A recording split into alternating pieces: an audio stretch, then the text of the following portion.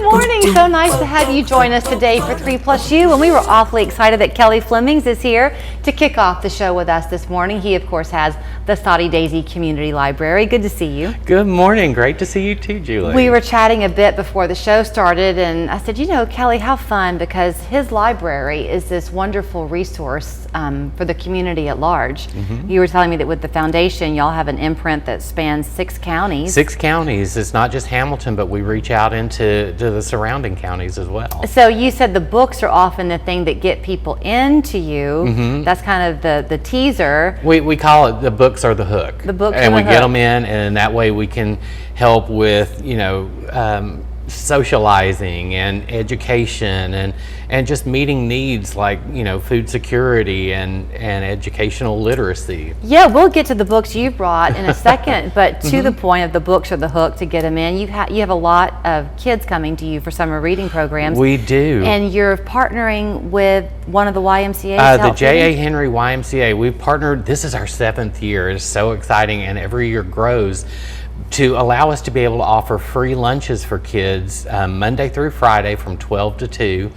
Kids 18 and under can come in, get lunch, and we do programming every single day too, which is a little bit of a handful, but it's so much fun. So the other day you had a thing on Facebook. You had 40 kids there? We had 40 kids for story time. It was so much fun. And you know, you would think that it's just could rattle your nerves or be exhausting, but it just energizes us. Debbie Condry, one of our board members, and she's also the librarian at McConnell during the school year, comes in and plays during the summer. And so we're like up and yelling and screaming, and the kids are having a ball. Not a quiet library. We are not a shushing library. Okay, let's talk about the books that you brought, and we'll keep with the kids for a minute maybe. Perfect. Because the days of a lot of kids loving to just walk around with a book in their hands has shifted a little bit. So authors have become very creative in the way that they reach kids. They have. I think we are in a golden age of children's literature.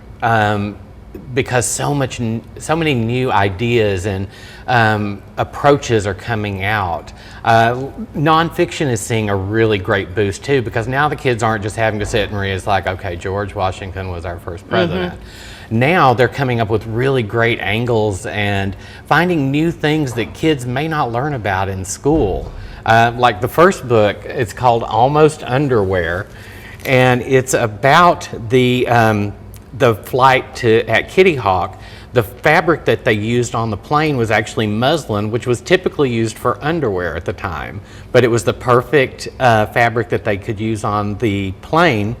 So because it's such a historic relic, they took a swatch of that fabric and they sent it to the moon with the Apollo mission. And then they also put a scrap of it in the Mars rover. So this little piece of fabric that was supposed to be underwear is now a solar system traveler. And don't you love the title? Because that too will be the hook. Exactly. So they grab it, and it's hysterical too. It's so much fun. Now this one I thought was very fun because I've been on a C.S. Lewis kick lately. I don't know why, but I really love C.S. Lewis. That's about his friendship with Tolkien? It's called The Myth Makers by John Hendricks, and it's all about the friendship and fellowship of C.S. Lewis and J.R.R. Tolkien. The great thing is it's not just facts and figures and a historical biography. It's actually done as a graphic novel. Interesting. So you get to see this really interactive piece of work, and you see how the Lord of the Rings and Narnia kind of touch on each other. And you know, I don't know if this is true of Lewis, but I think it's true of Tolkien. I was going to put it back for you. That when he was doing his Lord of the Rings series, a lot of it was illustrations that even came before the writing. I think, didn't he do a lot of those drawings? He did a lot of the sketches before the story became real. Yeah. Okay, so those are your adolescent and children's books. Here is your summertime thriller. Hang on to your seats. I've written it down already. This is one of the best thrillers I've come across in a couple of years. Really? It is phenomenally well crafted.